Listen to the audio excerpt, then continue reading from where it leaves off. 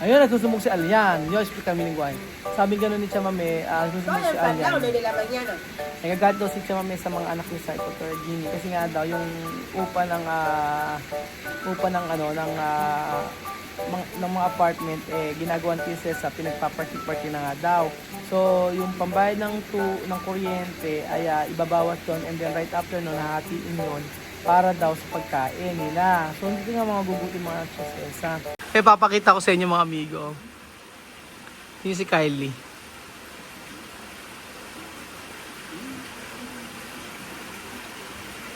Yung si Kylie ng bata. Say meow. If you're happy and you know, say meow. If you're happy and you know, Ano ba? you really want to show it. If you're happy and you know, say meow. Si Kylie, ito mo si Kylie ng bata.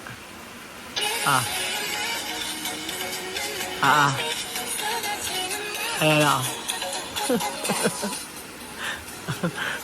Ganyan si Kylie ng bata, oh. Ngayon, nahihiyan eh, oh. Ere pa. Ganyan si Kylie ng bata, tignan nyo.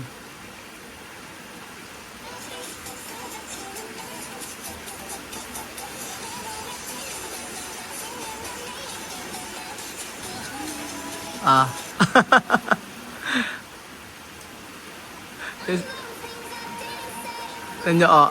Arte-arte ni Kylie before, oh. Nakasave ka Tia Cesa to, oh. Nakasave ka Tia Cesa.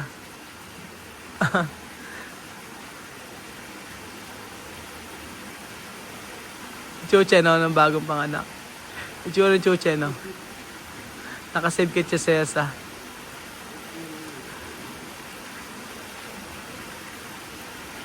Ayan ba?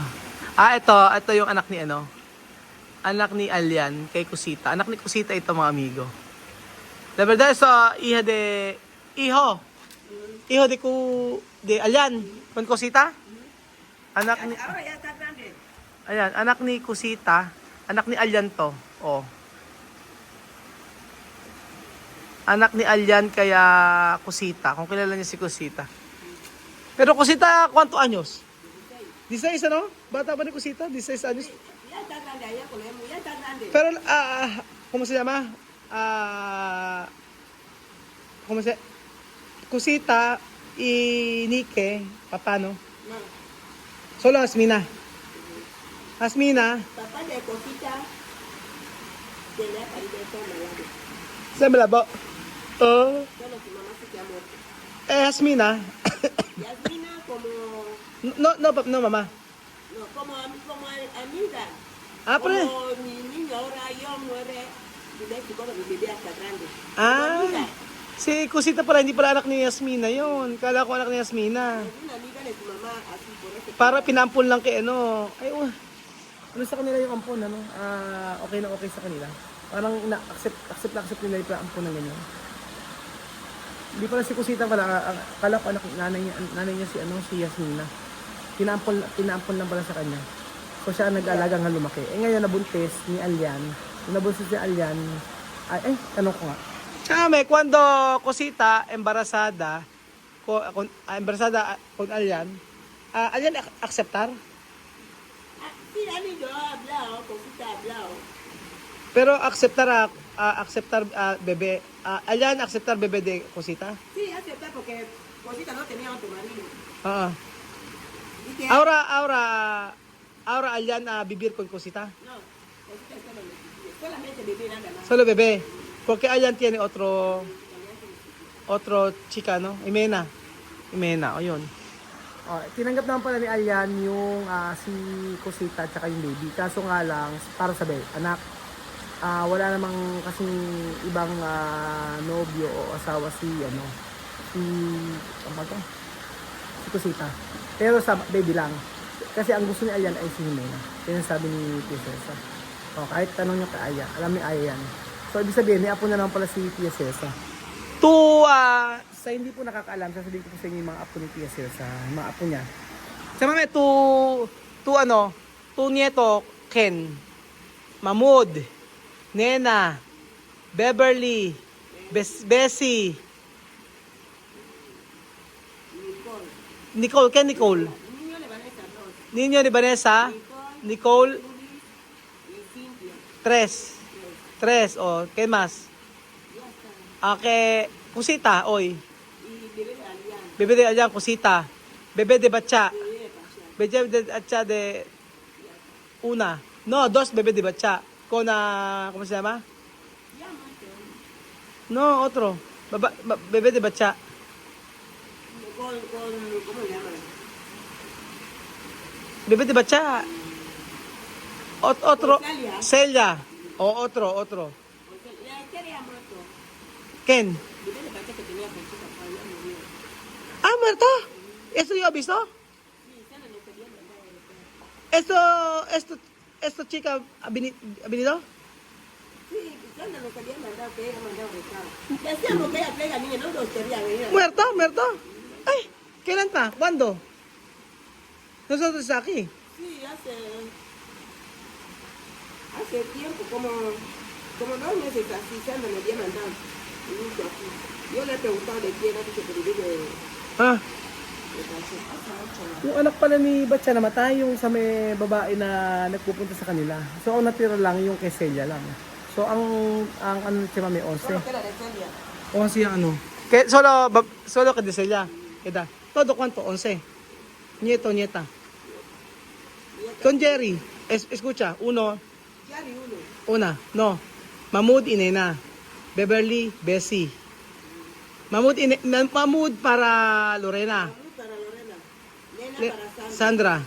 Beverly. Elsie. Oo. Para Elvis 3. sí. Oo, 3. 5 na. Wait, espera. Kay Lorena isa, kay Apoyo, kay Lorena isa, kay Sandra isa, kay Elvis 3, si Bessie, si Beverly, at saka itong naanakan niya na sa ibang tao.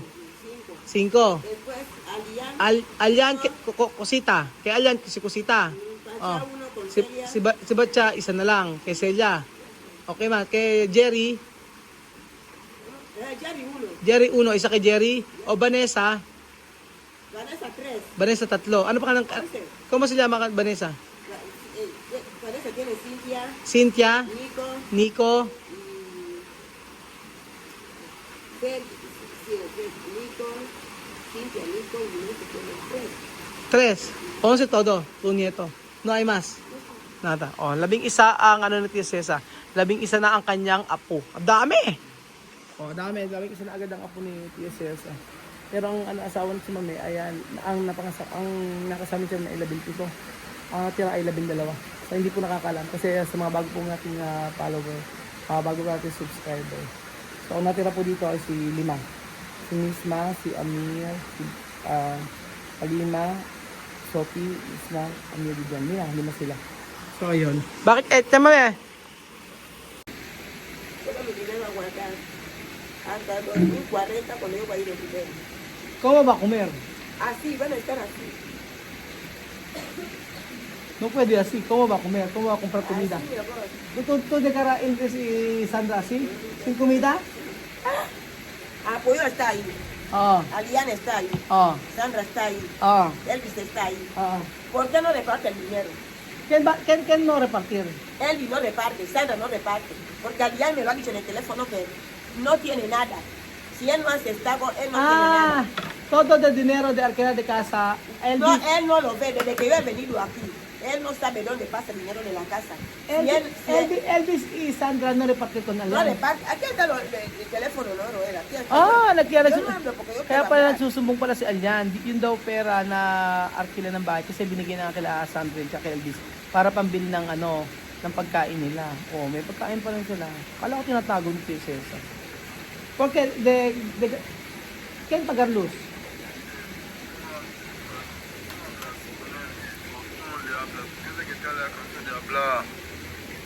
Mamá, ¿por qué tú no hablas con Elvis? ¿Qué hace con dinero de las casas? El niño, Alian pasa hambre. ¿Qué hacen con dinero de las casas? Cuando pagan la casa, ¿dónde va ese dinero? ¿Qué compran? Nagsusumbong si Alyan. Por eso yo he enfadado. ¿Qué hacen con dinero? Desde la mañana mi corazón está mal hablando con este asunto de dinero. Nag-message si Alyan. Kailan ba to? Bago lang.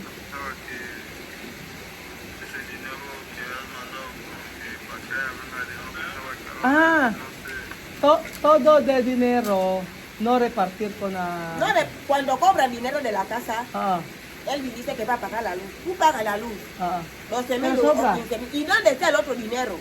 sí, sí, sí. Tú has dicho comprar la comida.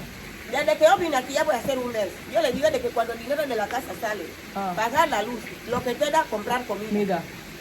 El que quiera hacer su estago puede hacer su estago, pero en casa que no falte arroz, que no falte caja de comida en el Nada. congelador.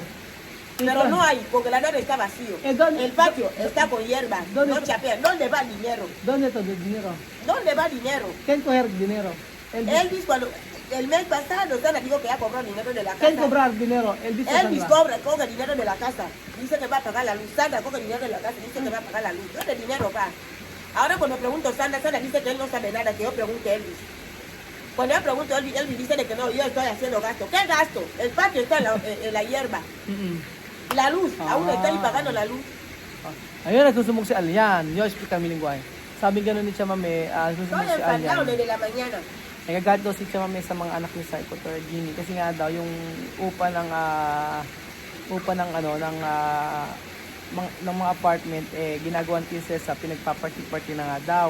So, yung pambayad ng kuryente ay ibabawas doon, and then right after nun, hahatiin yun para daw sa pagkain nila. So, hindi nga mga guguti mga tsasesa.